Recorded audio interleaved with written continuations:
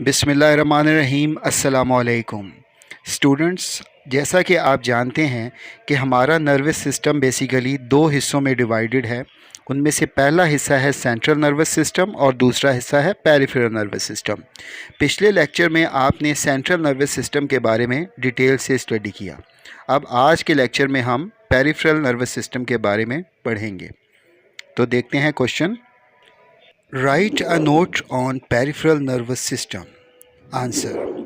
Peripheral nervous system PNS consists of network of nerves which are spread in the body to connect all the body parts to the central nervous system which are brain and spinal cord.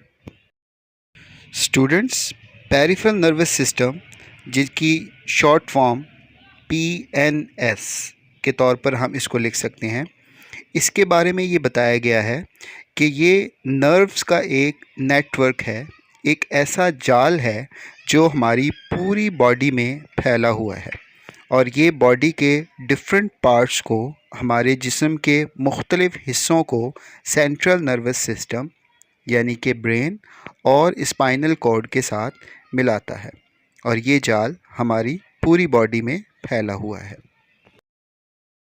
The nerves which arise from brain are called cranial nerves. There are 12 pairs of cranial nerves in human body. The nerves which arise from spinal cord are called spinal nerves. There are 31 pairs of spinal nerves in human body. Peripheral nervous system basically दो type के nerves पर मुश्तमिल होता है, या दूसरे लफ्ज़ों में हम ये कह सकते हैं कि हमारी बॉडी में दो तरह के नर्व्स पाए जाते हैं, जिनमें से पहली टाइप है क्रेनियल नर्व और दूसरी टाइप है स्पाइनल नर्व्स। हमारी बॉडी में क्रेनियल नर्व्स के टोटल 12 जोड़े पाए जाते हैं, जबकि स्पाइनल नर्व्स के टोटल 31 जोड़े पाए जाते हैं। Define stimulus, receptor and effector. Answer. Stimulus. Any change in the environment, external or internal, that can be detected by a receptor to initiate a nerve impulse is called stimulus. The plural of stimuli: heat, cold, pressure, sound waves, etc. are the examples of stimuli. Students, stimulus की definition कुछ इस तरह से बयान की गई है कि हमारे एनवायरनमेंट में मुख्तलिफ़ किस्म की तब्दीलियाँ रूनुमा होती हैं। ये तब्दीलियाँ माहौल के अंदर एक्सटर्नल या इंटरनल, अंदरूनी या बैरूनी तौर पर हो सकती हैं। इन तमाम तब्दीलियों को हम स्टिमुलस कहते हैं और वर्ड स्टिमुलस जो है ये इसका प्लूरल है स्टिमुलाई। इन तब्दीलियों में शामिल हैं हीट यानी कि हरारत, कोल्ड किसी चीज़ का ठंडापन, प्रेशर यानी कि दबाव, साउंड वेव्स आवाज़ और इस तरह की दूसरी मिसालें। Receptors, the special organs, tissues और cells which detect stimuli are called receptors. Students, माहौल में होने वाली तमाम तब्दीलियों को हम अपने हवासे खमसा के ज़रिए से महसूस कर सकते हैं। इन हवासे खमसा को रिसेप्टर्स कहा जाता है। ये ख़ास तरह के आज़ा हैं, टिश्यूज़ हैं या सेल्स हैं जो कि स्टिमुलस को डिटेक्ट करते हैं और इसकी निशानदेही करते हैं।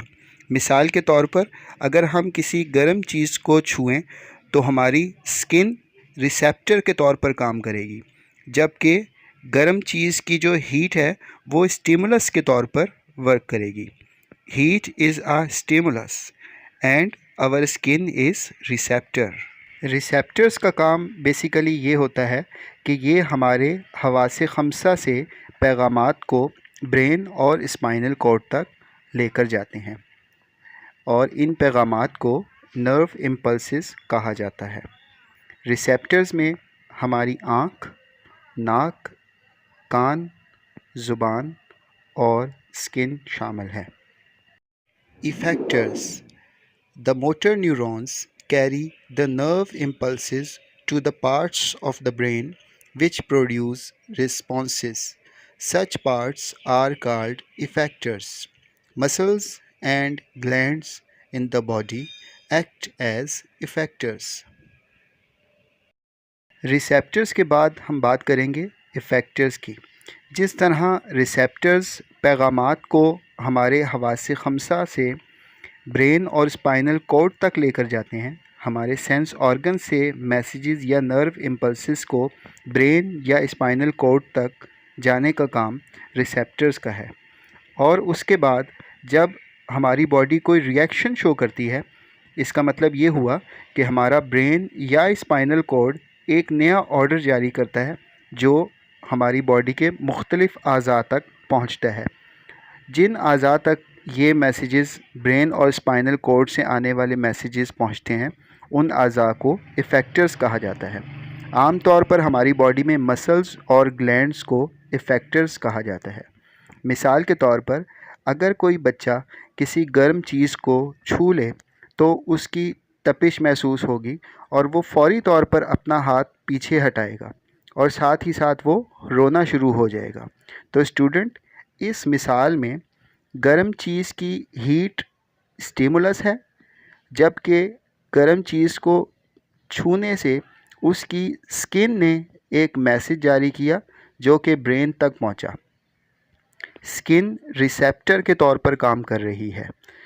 उसके बाद जब स्टूडेंट ने अपना हाथ पीछे हटा लिया या वो स्टूडेंट रोना शुरू हो गया, तो बेसिकली ब्रेन ने एक मैसेज जारी किया जो कि उसके मसल्स तक पहुंचा, जिसकी वजह से उसने अपना हाथ पीछे हटा लिया।